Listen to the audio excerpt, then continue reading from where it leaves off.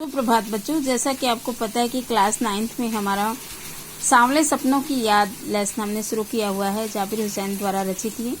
इसमें उन्होंने सालिम अली का जो भी व्यक्तित्व प्रस्तुत किया है उसमें उन्हें एक प्रकृति प्रेमी, पक्षी प्रेमी कहा गया है। तो हमने कल तक क्या पढ़ा था कि सूरज निकलने से पहले जब पतली गलियों में उत्साह और भरी नदी की ओर बढ़ती है, जैसे एक भी नदी की ओर चीरकर अचानक कोई सामने आएगा, वृंदावन के बारे में उन्होंने बताया था। तो आज हम उससे आगे का लेसन रीड करेंगे। उन जैसा वर्ड वाचर शायद ही कोई हुआ हो, किन जैसा? सालिम अली जैसा। लेकिन एकांत के अक्षरों में सालिम अली बिना दूरबीन भी देखे गए हैं। दूर एक्सतीस तक फैले दो एक्सतीस आसमान, जमीन और झुके आसमान को छूने वाले उनकी नजरों में कुछ वैसा ही जादू था जो प्रकृति अपने घेरे में बांध लेता है। सालिम अली उन लोगों में से थे जो प्रकृति के प्रभाव में आने की बजाय प्रकृति का अपने प्रभाव में लाने के कायल थे। मतलब कि प्रकृति उनकी तरह नहीं, उन लोगों को अपनी तरह चलाने में माहिर थी। उनके लिए प्रकृति में हर तरफ एक ऐसी हंसी खेलती रहस्य भरी दुनिया पसरी थी। वह दुनिया उन्होंने बड़ी मेहनत से अपने लिए गढ़ी थी, गढ़ी का मतलब बनाई थी। इसने गढ़ने में सालिम अली को उनकी जीवन साथी तहमीना उनकी पत्नी काफी मदद पहुंचाई। तहमीना स्कूल के दिनों में उनकी सहपाठी, मतलब कि साथ ही पढ़े लिखे थे वो। अपने लंबे रोमांचकारी जीवन में ढेर सारे अनुभवों के मालिक सालिम अली एक दिन केरल की साइलेंट वैली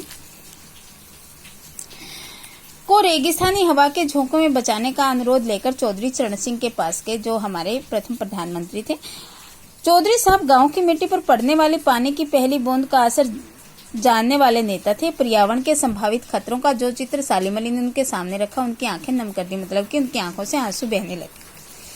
आज सालिम अली नहीं है, ना ही चौधरी साहब है। कोल भना सौंधी माटी पर फसलों के बीच नए भारत की नींव रखने का संकल्प ले। मतलब कि कौन भारत की उस मिट्टी का संकल्प लेगा कि मैं ऐसे भारत का निर्माण करूंगा।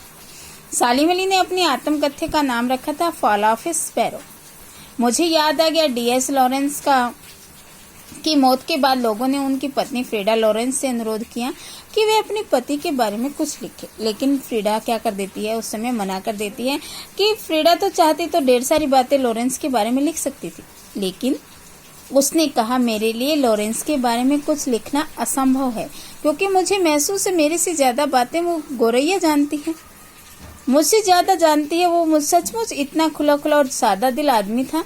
मुमकिन है लॉरेंस मेरी रगों में, मेरी हड्डियों में समाया हो, लेकिन मेरे लिए कितना कठिन है उनके बारे में अपने अनुभवों को, शब्दों को जामा पहनाना। मुझे यकीन है कि मेरी छत पर बैठी गोरैया उनके बारे में और हम दोनों के बारे में मुझसे ज्यादा जानकारी रखती है। जटिल प्राणियों के लिए सालिम अली हमेशा एक पहेली बने रहेंगे। बचपन के दिनों में उनकी एयरगन से घायल होकर गिरने वाले नीले कंठ वाली गोरैया सारी जिंदगी उन्हें खोज के लिए नए नए रास्तों की तरफ ले जाती रही। जिंदगी की ऊंचाइयों में उनका विश्वास एक क्षण के लिए डिगा नहीं। वो लॉरेंस की तरह नैसर्गिक जिंदगी का प्रतिरूप बन गए। कौन? सालिम अली। तो सालिम अली लेखक ने क्या कहा कि सालिम अली तुम जाना नहीं, लौट के कब आओगे। तो प्यारे बच्चे, ये हमारा लेसन था। हमने कंप्लीट लेसन को रीड कर लिया है। अब इसके जितने क्वेश्चन बनेंगे वो मैं आपको नोट्स के रूप में भेज दूंगी, और जितने भी क्वेश्चन हैं आपने कॉपी में लिखने भी हैं और याद भी करने हैं।